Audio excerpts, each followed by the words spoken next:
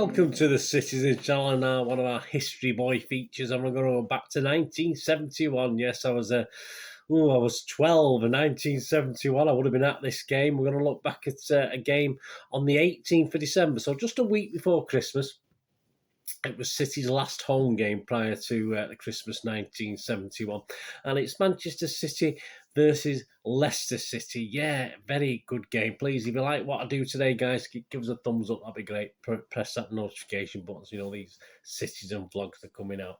I mean, City then, 1971, well, we say it wasn't that long ago from the glory days, was it? Obviously, the FA Cup, the League Cup, the League title, the Cup Winners' Cup.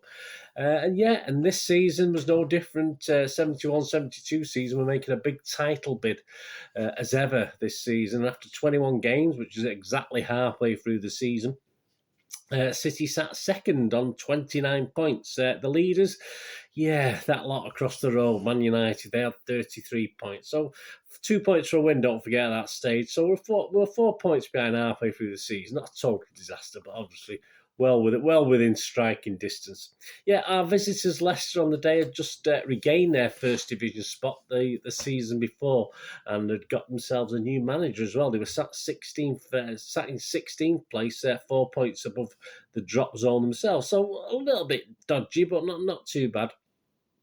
So that was the sort of game on the 18th of December, 1971. So away from football, just quickly before we go back to the game, just give you an idea, jog your memory if you were there, and if you're too young to remember this, just have a look at just a couple of things away from football. I mean, Benny Hill, if you know Benny Hill, and Ernie, the fastest milkman in the West, sat top of the singles chart. Yes, we had a lot of taste in those days, lads, if you're too young to remember. Yeah, fantastic, brilliant. Obviously, a comedy song that we used to have a lot of those, used to sit at the top of the chart, certainly at Christmas time, many times during the year.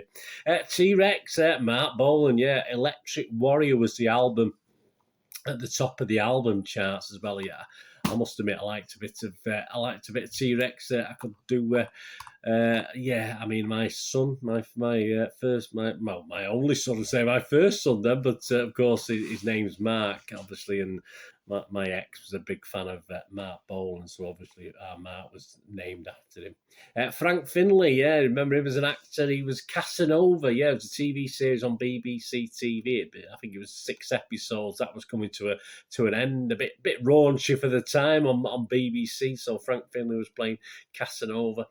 On the Buses was quite popular at the cinema, but the biggie of that year was a Jimmy Bond movie, a James Bond movie, Diamonds Are Forever. So On the Buses and Diamonds Are Forever were, equal, sort of top of the UK box office charts. And a certain other film had just been released as well. It was causing a lot of consternation, a lot of, I think it was banned in some countries, even in our own country in some areas. Of course, Clockwork Orange, that had actually just been released around about the same time as well. So that was courting publicity and controversy. And the pound in your pocket there, well, the pound in your pocket in 1971, guys, would be worth £14.84 today. There's an increase, isn't it? That's not too bad. Anyway, back to football, and just consider that pound in your pocket. Yeah, the match day programme, the official programme, costs just 5p, 5 pence. So that wasn't bad, was it? So, an image of Ian Mellor on the cover in action against Ipswich Town at Main Road. We had an unusual sight as a manager. We had a team manager, Malcolm Allison. If you look in the programme, it just says manager Joe Mercer, who was actually been moved as a general manager. Obviously, this sort of bit of a fallout and a bit of a movement where Allison had took over the actual football duties, and Joe had really been sort of kicked upstairs a little bit at this stage. Jimmy Bloomfield. Jimmy Bloomfield was now the manager of Leicester. He'd recently taken over from Frank O'Farrell, who actually moved to United in the close season. And City had drawn at Leicester 0-0 back in early September of this season. So Leicester were okay. Interestingly enough, they were actually the current. They just won the Charity Shield. Leicester City, after beating FA Cup holders Liverpool. I think it was played at Filbert Street. Leicester had been invited to play after winning the previous season's second division title. That was a normal thing in those days, guys. That's why City played 2 or 3 times, even though we hadn't actually done it. You got invited sometimes. and obviously as they were the Arsenal who'd won the title the season before were actually in European competition, so they weren't available for this. So Leicester were invited to play Liverpool and actually won it, and so fantastically won the Charity Shield that season. So at Main Road, a crowd of just under 30,000, 29,524 to watch this game. City's team that day: Corrigan, Buck, Donaghy, Doyle, Booth, Oakes, Somerby, Bell, Davis, that's obviously Wyn Davis, Lee, and Ian Mellor. And the sub was Tony Towers. He wasn't used in this one. But you look at the Leicester team, yes, Miss Peter Shilton was established. I think he just sort of won his first England caps as well at the time. Steve Whitworth, David Nish, Graham Cross, John Schoberg, Alistair Brown, Keith Weller, John Samuels, Alan Birchnell, Rodney Fern, Malcolm Manley, and their sub was a guy called Len Glover. Yeah, so for the match, we'll just go over to Peter Gardner, from the Manchester Evening News Football Pink final on the 18th of December. So that would have come out at the night. Obviously, we used to go to the paper shop to wait for the football pinks to come out. Usually about 6-ish, between 6 and half past. So everyone used to wait outside the old paper shops in those days for the football pink. But this is just excerpts from Peter Gardner's match review. I'll just quote for now for the game. Against the early run of play, Leicester took a surprise lead, but telegraphed a long pass into his own penalty area, and Weller quickly spotted his chance to advance forward and beat Corrigan with a low shot to put the visitors ahead after 7 minutes. City started their fight to get on terms with Bell chasing through, and his progress was halted by what seemed a blatant trip by Nish, but referee Smith was adamant in turning aside City's penalty appeals. No change there then, even without VAR. There then followed totally unjustified criticism of Buck, who was jeered by the crowd every time he touched the ball. Very fickle fans, very fickle in those days. The Leicester goal continues to come under siege, and Booth joining the onslaught twice saw shots cannon off hard-pressed defenders, and Mellor too had a sizzling effort block. City frustration mounted, and it showed the 21st minute when Davis was booked for a second time this season after showing dissent when Mr. Smith penalised Leicester instead of playing the advantage rule when Bell was storming through.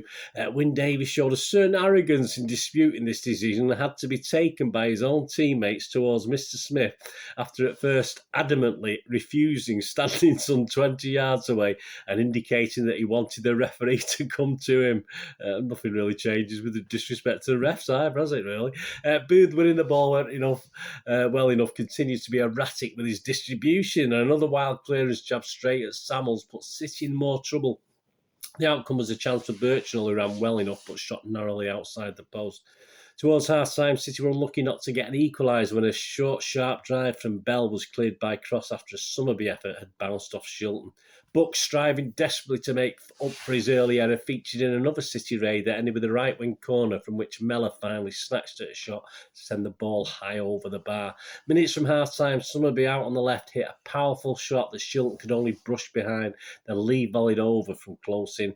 Birchnell had the ball in the net again within 60 seconds of the start of the second half, but it was well offside following a fine Leicester build-up involving Weller, Brown and Samuels. City's aggression was maintained at peak pitch, but all the time they were being frustrated by a gallant Leicester defence, plus their own ineffectiveness in front of goal. This was particularly seen in the 54th minute when Lee flicked on a fine pass from Buck and Davis shot City's best chance so far outside a post.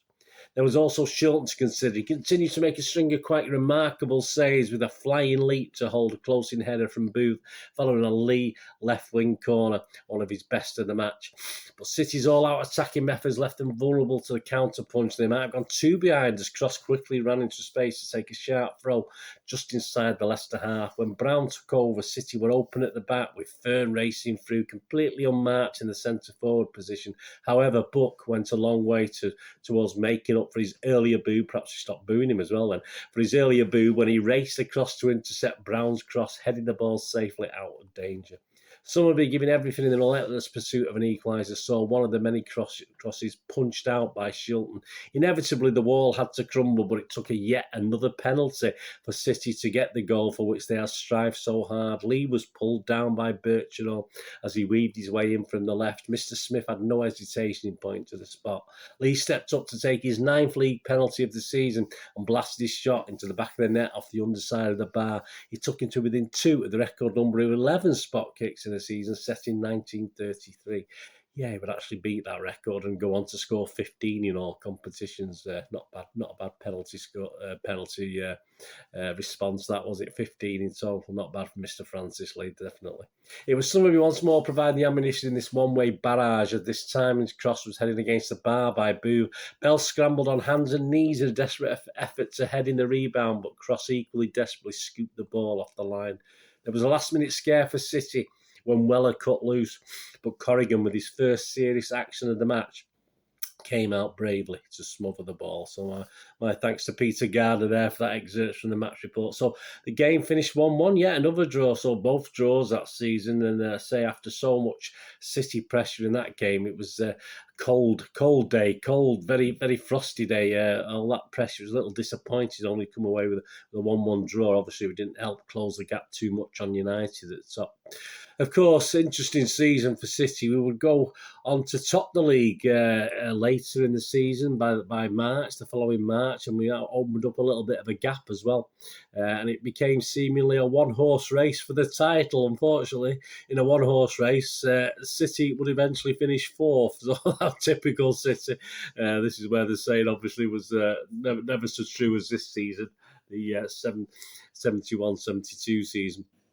So we'll finish fourth, just 1 point behind the eventual winners, league title winners Derby, and level on points, but below Leeds and Liverpool. The league leads at the top. Obviously, at the time, you might ask, what happened to United? They were 4 points clear of us. Well, they actually imploded, and United would only finish 8th, so obviously they didn't do too well.